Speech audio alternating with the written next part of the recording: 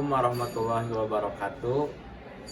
Sampurasun wilujeng enjing sadaya baraya.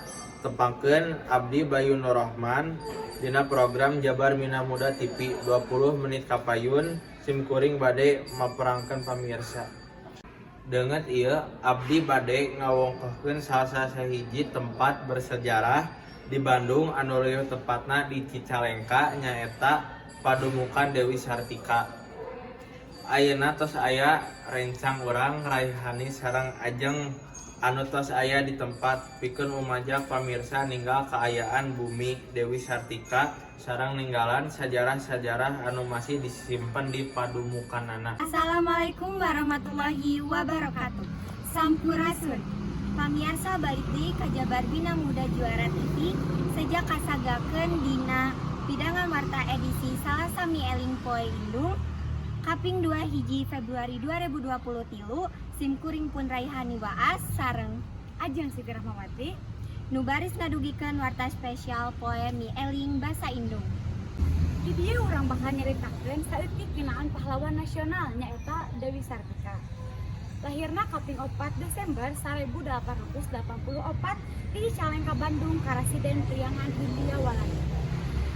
Pupusna dina kaping 11 September 1847 dina yuswana anu 62 tahun di Sinema Tasikmalaya, Jawa Barat, Indonesia. Dewi Sartika dibabarkeun ti kulawarga Sunda anu kokoncaran nyaeta Raden Rangga Somanegara jeung R.A. Raja Permas di Cicalengka tanggal 4 Desember 1884.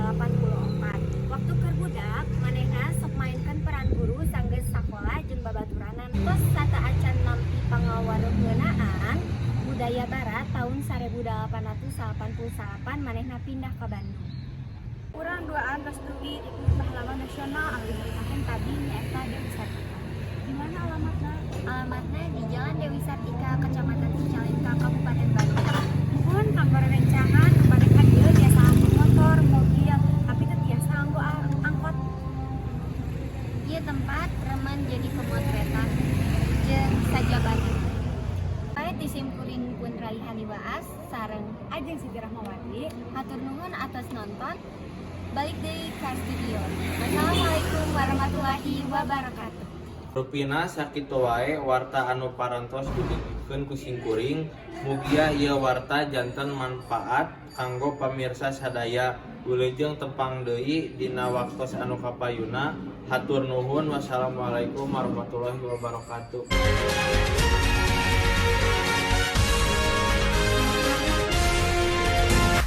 Adem Sari seueur pisan mangpaatna khususna kanggo sariawan, bisa oge kanggo obat nyeri hate. Adem Sari cocok pisan pas keur usum panas melongsi eta jeung batur. Adem Sari Rama Saku. Adem Sari.